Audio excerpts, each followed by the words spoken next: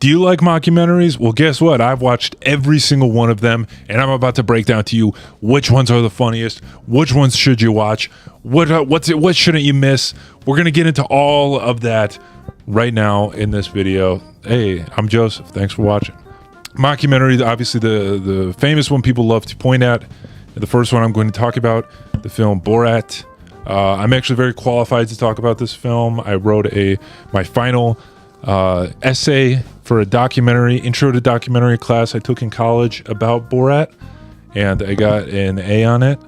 It's surprising not because it's about Borat, but it's surprising because the assignment was to be 10 pages and I only wrote 8 pages, which tells me either the professor is the best thing she's ever read about Borat, or she just didn't care at that point. Like, it was a final essay. I don't think she just wanted to get the class over with. But I wrote this paper about Borat. You know what was so interesting about Borat that I wanted to write about was most mockumentaries, you think about a mockumentary, you think of something like The Office. It's shot like it's a documentary, but it's a fiction. It's a story. It's a narrative story. But where Borat's different is that it's almost journalistic in that it exists in both planes of fiction and nonfiction, because it's a narrative. It's a collection of scenes that are leading towards a narrative structure, but it's scenes that are taking place within reality, where these characters are being placed in real life.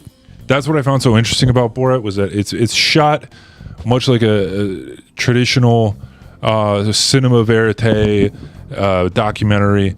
Which cinema verite, if you didn't know, that's French for something. Who cares? For cinema verite, it's a French type of documentary filmmaking.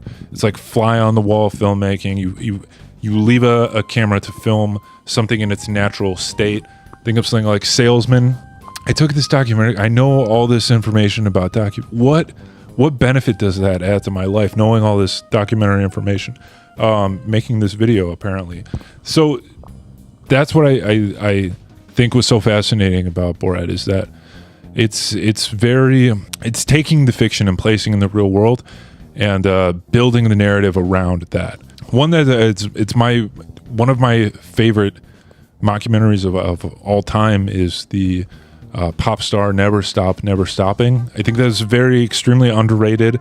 I saw it in the theaters. I thought it was very funny, really great, like good songs, good comedy songs, but also like they're like well-made songs too, which, you know, they're the Lonely Island, they're like a band. They've done this before. This movie was just kind of taking that to the next level, and I think it was very underrated.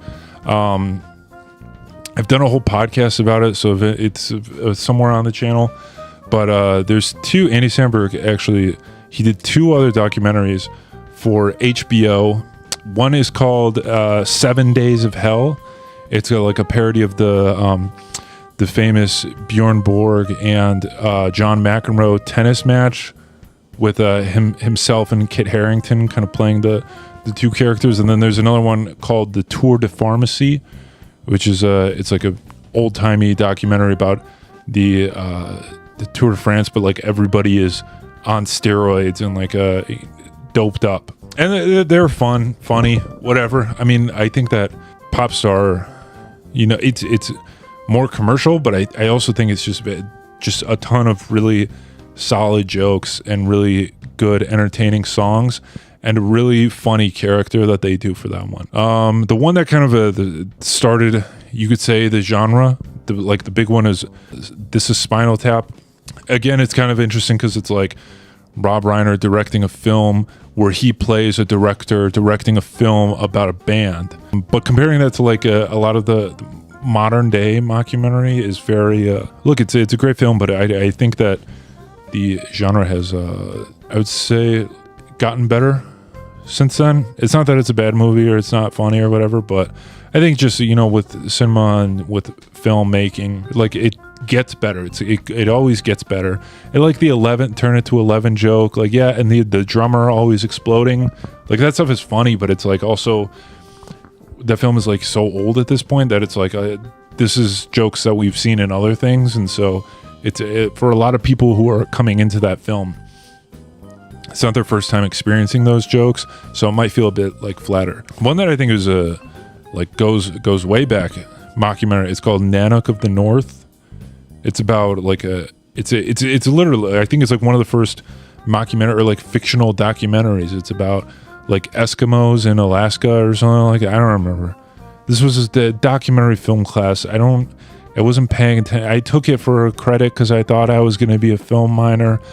Nanook of the North. Who gives a shit? No one's gonna watch it. I don't remember what it's about. It's in black and white. Come on, what are we doing? We're not gonna watch that. But I think it's fine. It's like a cinema history or whatever. If you care about that, you should check it out. Something like a lot of the mockumentary, something like The Office or Parks and Rec. Something that always like bothered me about those shows is how you get these impossible angles of like very close up with like two shots of like two characters talking, and with the Office specifically, they're aware of the fact that there's a camera crew filming them, documenting everything that's going on, and I'm a crazy person. No one should think about this, but when I'm watching, I'm just like this implies that there's like two camera people and potentially an audio person standing in very close proximity to the talent, like filming them, and they're having very private conversations, or when someone is like there will be shots like from across different angles in the office and you don't see the other camera crew members. No one thinks about this, but it really bothers me, and I can't sit through it because I'm just like, none of this makes sense within the reality of the rules that you created within the universe. And it doesn't matter. Who cares? It makes for a better show. I get it. I get all of that. But you can't build the rules, and they interact with the cameras. They look at the cameras. The boom operator becomes a character in the last season. But they very rarely will reference the fact that like there's a bunch of guys with cameras like walking around, and everyone just kind of, no one during the fire drill, there was like a fire drill episode, and then sometimes there will be like someone will be like filming from the outside. I think that there's a lot of like and I get it, this is a nitpick and this is a weird criticism, but within the rules of like the realm of the universe of the show, there's a lot of impossible shots and angles that it makes no sense how they happened. And yes, it's insane, and it's not as bad as Modern Family. Modern Family, you watch Modern Family, it's shot like a reality TV documentary crew show, and they never acknowledge it once. Like 10 seasons, however long that show, they never say we're making a documentary, and they're in their living room talking to the camera, and then sometimes Phil will say something and then he'll like look at the camera and like wink, and then no one ever acknowledges that there's cameras. It bothered the shit out of me. I'm like, how are they getting these shots? Is this like they're acknowledging the cameras, but also that like, and then it's like Phil and Claire in their bed, like after they just had sex, and they're like there's cameras in there, and then their kids walk in and they go into the living room and they talk about it. And what was it the documentary for? Is it supposed to be like a reality TV show, or is it just it's home video? I don't know. I couldn't get past Modern. I watched, I think, all of Modern Family, but still, it was something I was thinking about a lot. Is what's the point of who's filming this show in the Modern Family world? One mockumentary that I think was very great, that was from a TV show. It was from an episode of Atlanta, where it was a fake documentary within the world of Atlanta, but it was about the Goofy movie, but it was so realistic that like people actually thought this was a real true story, a real documentary. Like I was watching it, I thought like this is a true story. I looked into it. It was made up for the show, but it was very compelling narrative, shot like a documentary, shot like a educational Disney documentary. It's about they kind of changed the history a bit about this guy who kind of found his way to be like this top executive at Disney, and then he made the Goofy movie because it was a movie his son loved, and it was about fatherhood. And then the guy kind of like spirals after that. I would say if you're into mockumentary, it's independent of the show.